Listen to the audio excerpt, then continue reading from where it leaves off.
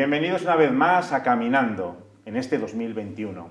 Hoy vamos a hablarles aquí, ahora, en este plató, de una vacuna muy especial, de una medicina muy especial. Vamos a empezar citando a Chesterton, a uno de los grandes, cuando decía que cuando el hombre deja de creer en Dios, cree en cualquier cosa. Y eso lo estamos viendo en nuestros ambientes, en la sociedad, a través de los medios de comunicación. Por eso queremos recordarles que últimamente hemos tenido una gran noticia, una noticia muy importante. Hemos celebrado la encarnación del Señor en Navidad y luego su manifestación, la Epifanía. Es el momento de anunciar a Cristo, de anunciar a Dios. Por eso hoy vamos a hablar de anunciar ese mensaje tan maravilloso. Vamos a hablar de misiones. Y para eso tenemos aquí a Pedro Miguel Rodríguez, que es el delegado diocesano de misiones en la diócesis de Santander. Bienvenido, Pedro. Muchas gracias, Arturo, muchas gracias por la invitación y por poder permitirme hablar de estas cosas tan importantes, de esta necesaria vacuna de la cual nos estás comentando. Pedro Miguel, yo quiero que empieces hablándonos de esa jornada que tuvo el 6 de enero sobre los catequistas nativos, que si es muy importante la labor que los catequistas tienen aquí, en España, en países de misión ad gentes, es mucho más importante y la ayuda que necesitan de nuestra parte. Pues sí, yo creo que todo lo resume un poco el cartel que este año nos ha editado el IEME, ¿no? El Instituto Español de Misiones Extranjeras, que son los encargados de promover esta campaña del 6 de enero, el día de Epifanía, de los catequistas nativos, ¿no?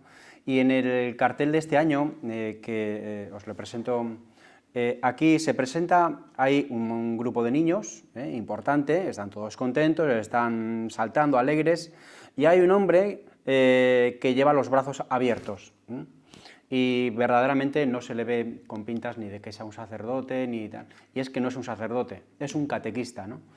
Este catequista, los catequistas en muchísimos lugares del mundo, aquí en España son muy importantes, ¿no? Para nuestras parroquias son absolutamente necesarios los catequistas, pues porque son los que, bueno, pues por vocación, transmiten a los niños o colaboran con los padres en la transmisión de la fe a los niños, ¿no? Pero en muchos países del mundo, principalmente en África, el catequista es un auténtico evangelizador, que diríamos que hace las funciones del sacerdote, ¿no? Y va por las distintas comunidades llevando la palabra de Dios, llevando al Santísimo, la comunión, animando a las distintas comunidades, ¿no? Y de ahí la importancia que tiene pues este día, ¿no? Es el día de la Epifanía. Jesús se muestra, eso significa la Epifanía, el Señor se muestra a todos los pueblos y colaboradores necesarios somos todos los católicos, ¿no? Y algunos de forma muy especial, que son estos catequistas, ¿no? El lema de catequistas, sí. Pedro, o sea, están a dedicación plena, ¿no? Es dedicación plena, es su trabajo, y eso significa pues que, claro, hay que contribuir económicamente con ellos, ¿no? O sea, que otras personas tienen sus sueldos, ¿no? Por los otros trabajos que realizan, y a estas personas pues hay que colaborar económicamente pues para que para que los vehículos en los cuales van, ¿no? A veces es una bicicleta, pues no requiere demasiado mantenimiento, ¿no? Pero a veces es un coche o una moto.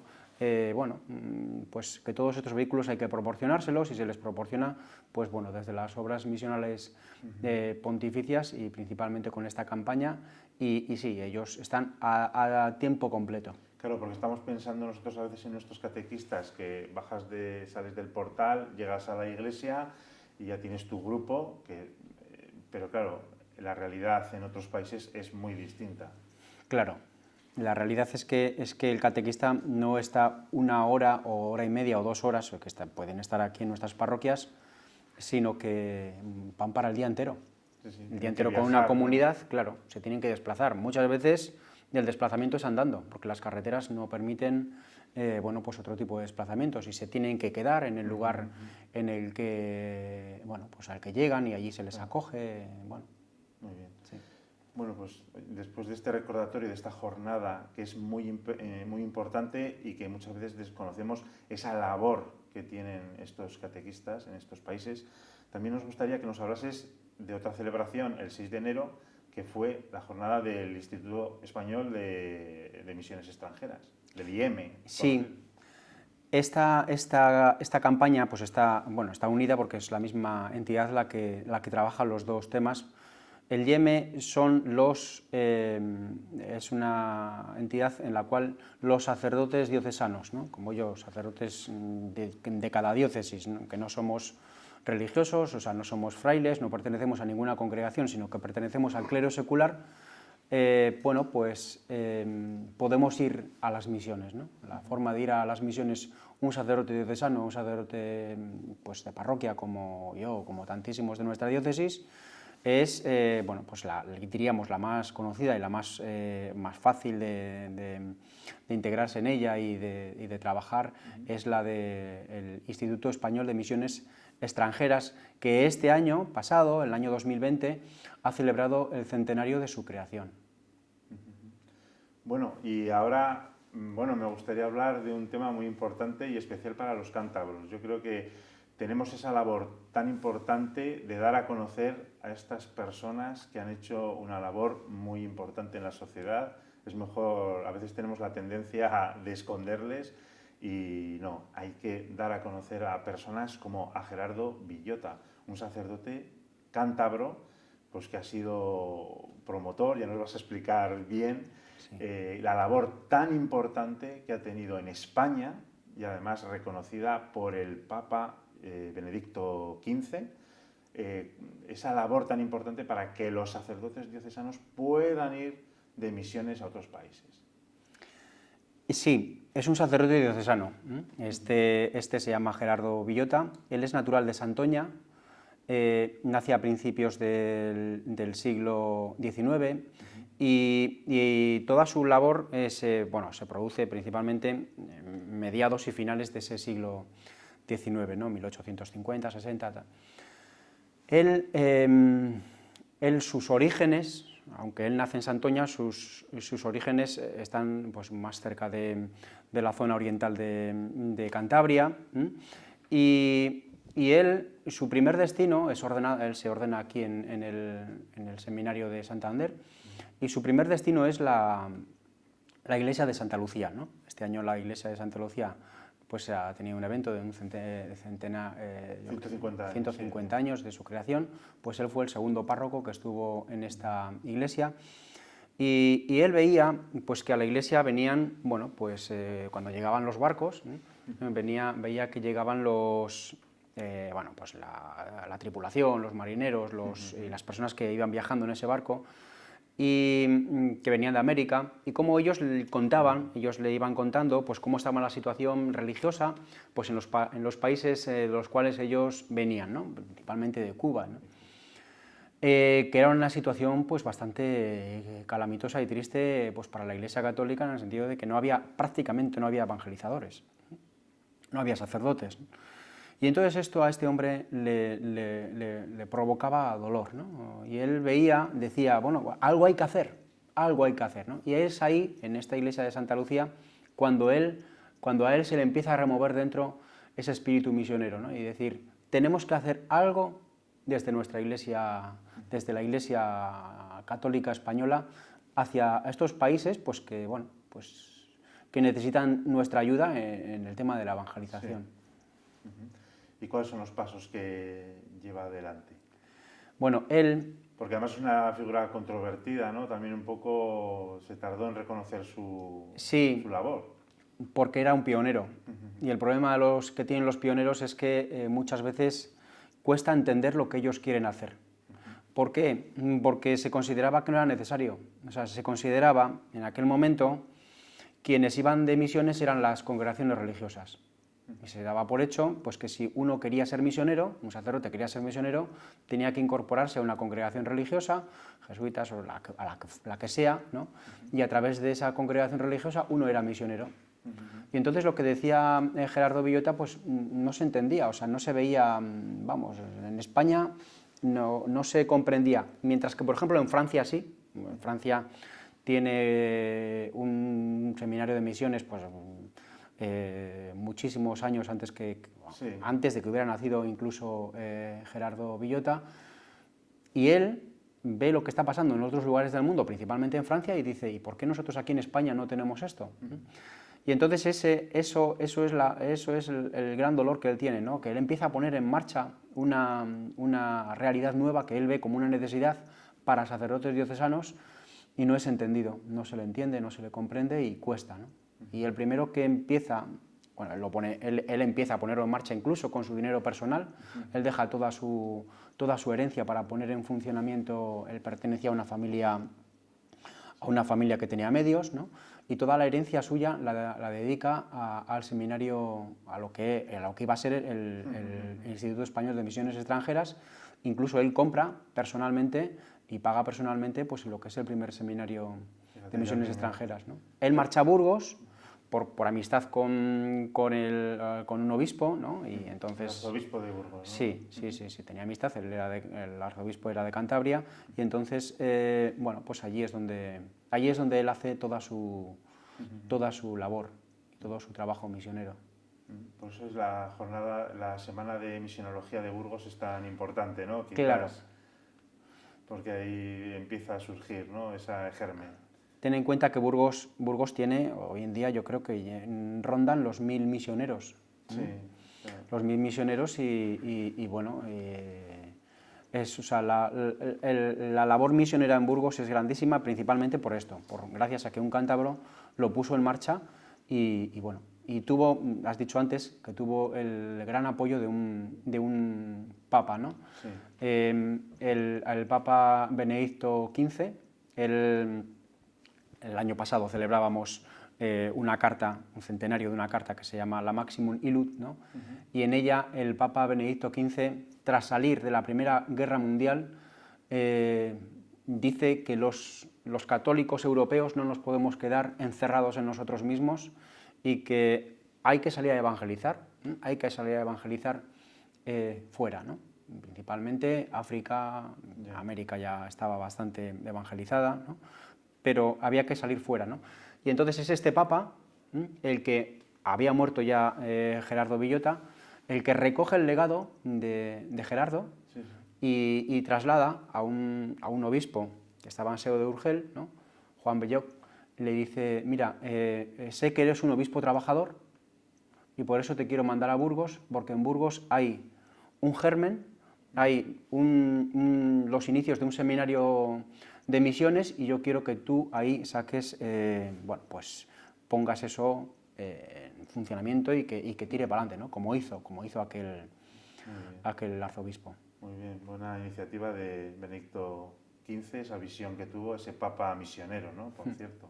Bueno, Pedro, pues nos queremos despedir después de esta semblanza que nos has hecho de Gerardo Villota, que yo creo que habrá que dedicar un poco más de tiempo a este ilustre personaje cántabro. Pero quiero que despidas ahora un poco el programa hablándonos de la próxima jornada del domingo 17, que es la jornada de la infancia misionera. ¿Y qué es esto de la jornada de la infancia misionera? ¿Qué tienen que ver los niños con las misiones? Tienen que ver mucho, porque los niños son los principales evangelizados, ¿no? ¿Dónde empieza la fe de una persona? En su infancia. Cuando yo voy a visitar a los enfermos a mis parroquias, bueno, pues las personas muy mayores, ancianitos, todas las oraciones que saben las han aprendido de niños. Y me lo dicen sus hijos y sus nietos. Y dicen, mira, mi abuela sabe esto de cuando era una niña. Claro, porque es que es en la infancia cuando se aprenden todas las cosas y cuando la fe entra dentro de tu corazón, ¿no? Por eso es tan importante que, bueno, pues que el mensaje de Jesús empiece con los niños. Y de ahí esta campaña, esta es una campaña misionera muy antigua. Muy antigua no es algo desacreditativo, sino que es todo lo contrario. Es decir, es que la Iglesia lleva muchísimo tiempo trabajando con los niños pues para que la fe salga fortalecida, ¿no? Y Y esta campaña, la peculiaridad que tiene es que son los niños elementos actuantes, es decir, normalmente un niño recibe, el niño recibe la evangelización, por parte de sus padres, por parte del catequista, del sacerdote, el niño recibe, escucha, ¿no? Pero sin embargo, la campaña de la infancia misionera hablamos directamente al niño, y al niño se le habla para decirle que ese niño es un evangelizador. Y eso es lo bonito de esta jornada, ¿no? Los niños evangelizan a otros niños, ¿no? El lema de este año de la infancia misionera es: con Jesús a Nazaret somos familia. Y en el cartel que podéis ver, ¿no? Se nos presenta al niño Jesús, se nos presenta a la Virgen María, a San José, a los abuelitos del niño Jesús, San Joaquín y Santa Ana, y también es curioso y es una cosa bueno, graciosa, ¿no? Porque aparecen mascotas, porque hay que tener en cuenta que para muchos niños la mascota está pues ahí, y por eso desde las OMP pues aparecen un par de mascotas, ¿no? El burrito y un perrito, bueno, pues porque al niño le gusta. Si le llega más, le ¿no? llega. Sí, ¿Y sí. qué es lo que se va a organizar, o qué materiales, o qué hay para este domingo 17? Cuéntanos. Bueno, pues para el domingo 17, los materiales que hay son estos son unos marcapáginas. Estos están a disposición de todo el mundo que los quiera y que los recoja, o me lo piden a mí directamente o los recogen en la librería diocesana. También hay unas pegatinas de calendario para todo el año con los colores litúrgicos. Luego hay una ficha para colorear. Están los carteles de la infancia misionera. Hay unos sobrecitos como este, que se llama, bueno, pues para el que quiera contribuir a través de un sobre. Sí. Pero bueno, es cierto que hay muchas parroquias que la colecta la destinan a la infancia misionera, y lo que habría que hacer es pues preguntar al párroco, ¿no? A ver si se sigue esa campaña o no, y entonces en el caso de que se siga, pues se contribuye, y en el caso pues de que por lo que sea no, pues se mira, se busca en el blog de la delegación, y ahí aparece cómo poder contribuir con la infancia misionera, ¿no? Y luego también el blog de la delegación, ¿nos lo dices y lo ponemos aquí debajo? Pues mira, aquí lo podéis leer, ¿no? Se llama Misiones de Santander, blogspot.com, ¿vale? Entonces ahí es sencillo. Bien, luego eso, hasta el domingo hay tiempo para entregar unos vídeos cortitos que se hacen de cómo hemos vivido o qué es para mí la familia o mi vida en familia, ¿no? O como sea, ¿no?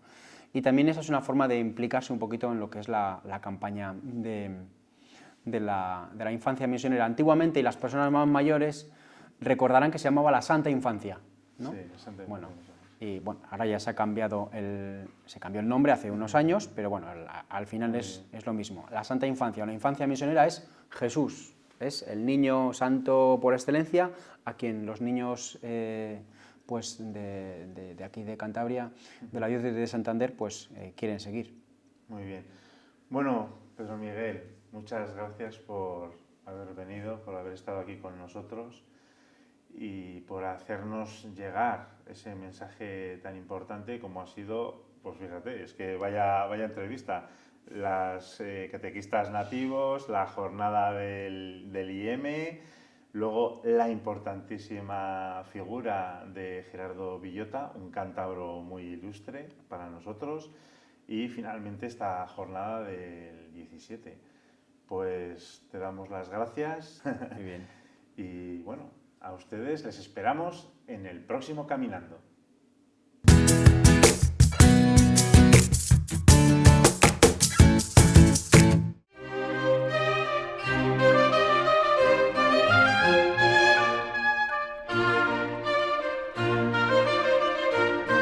Presentó en rueda de prensa el muro de San Felipe o Muro del Rey, que comenzó a construirse en el siglo X a modo de inicial fortificación y que en el siglo XV formaría parte de un castillo de vigilancia de entrada de barcos por la bahía de Santander. Esto es uno de los descubrimientos del plan director de la catedral, financiado por el Ministerio de Fomento, el Ayuntamiento y el Obispado de Santander. En un 75% por el Ministerio de Transporte, Movilidad y Agenda Pública, en el programa del 1,5% cultural. El 25% restante se hará con la aportación del Obispado de Santander y del excelentísimo Ayuntamiento de Santander. Como saben, el importe subvencionado por el Ministerio de Transporte, Movilidad y Agenda es de 1.520.454,40 y el resto, 1.159.844,15, al 50% entre el excelentísimo Ayuntamiento de Santander y el Obispado de Santander. El Ayuntamiento está colaborando muy eficazmente con el Obispado para lo que teníamos que aportar nosotros como empresa que pide algo para el 1,5% cultural. Con el muro de la fortaleza situado detrás de la Catedral de Santander se podrá contemplar uno de los vestigios más antiguos de la ciudad.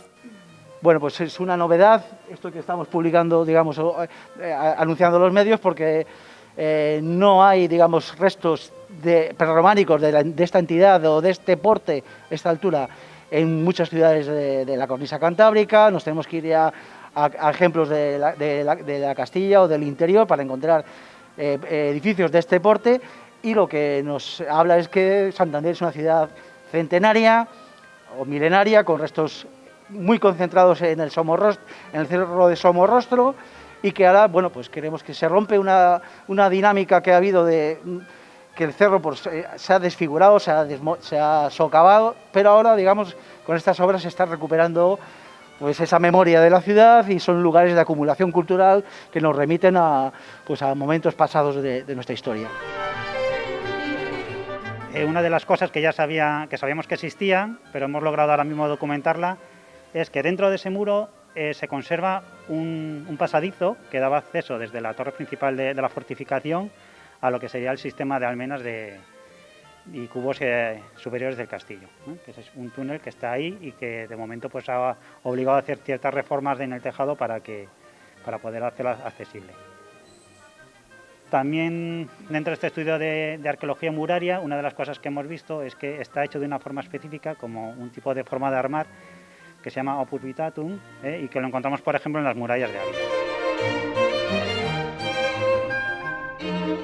Bueno, y otra de las grandes sorpresas que ya se ha publicado es que, excavando ya, digamos, en lo que es la roca ya del cerro de Somorrostro, a una profundidad de 3 metros de donde estamos nosotros, ha aparecido también un refugio de la Guerra Civil, un refugio de antibombardeos, y bueno, pues se ha integrado en el proyecto. Hay idea de ponerlo en valor, y bueno, pues es otro de los grandes atractivos de este sitio, como decía yo, de acumulación cultural. Con eso decimos que son sitios en los cuales las distintas civilizaciones han ido, digamos, dejando sus testimonios, y tenemos desde época romana, prerrománico, y también restos pues, de interés de la última Guerra Civil Española. La reforma de la catedral va a ser un claro reclamo turístico para la ciudad de Santander. No pensábamos tener este muro y le tenemos mejor que el que teníamos, no pensábamos tener un refugio y le tenemos, y ojalá que todos los santanderinos, turistas y visitantes y todos los cántabros puedan entrar a estas dependencias y también a ese refugio, porque será conocer fielmente la historia de nuestra ciudad, porque será también un punto de encuentro cultural para quien lo quiera visitar, y porque será un atractivo turístico como otros que tenemos en la ciudad. Unas obras no exentas de complicaciones, pero que al final van a prestar un servicio extraordinario a la difusión de la cultura en Santander. La propuesta del Obispado ha sido utilizar la envolvente, que ha habido que respetarla, para de alguna forma dotar al conjunto catedralicio de un montón de espacios de los que carecía y que permitirán una gran labor cultural y de difusión, tanto de los documentos que constan en los archivos catedralicio y diocesano, documentos que recogen pues, desde pergaminos o cantorales del siglo XIII hasta probablemente toda la historia genealógica de las familias de Cantabria, y generar, por ejemplo, un espacio que va a ser probablemente el principal del edificio, que es en el que nos encontramos, que permitirá pues, realizar exposiciones, congresos, conferencias, con aforos cercanos a las 150 o 200 personas, que es un espacio con el que no se contaba y que permitirá de alguna forma a abrir un poco la catedral todavía más a la ciudad de lo que estaba. Grandes reformas para hacer un edificio accesible para todo el mundo. Personas con movilidad reducida que antes tenían grandes dificultades para acceder al mismo, van a poder acceder mediante ascensores a cota de la calle Juan Plaza y calle Cádiz desde el propio interior del edificio. Para conseguir eso ha habido que de alguna forma soterrar a partir de la cota superior del cerro en la que se posaba el edificio, unos 8 metros por encima de la calle Cádiz, hasta la propia calle, con los riesgos que ello conlleva, porque hemos tenido que excavar un talud rocoso original que soportaba pues, nada menos que el claustro del siglo XIII-XIV. Un proyecto que destaca el buen hacer cuando las instituciones trabajan juntas. Así que nada más reiterar mi agradecimiento, que esta es una muestra de colaboración y cooperación institucional, porque bueno, pues está financiada por el Gobierno de España, el Ayuntamiento de Santander y el Obispado, y bueno, pues que salen cosas buenas cuando se trabaja conjuntamente.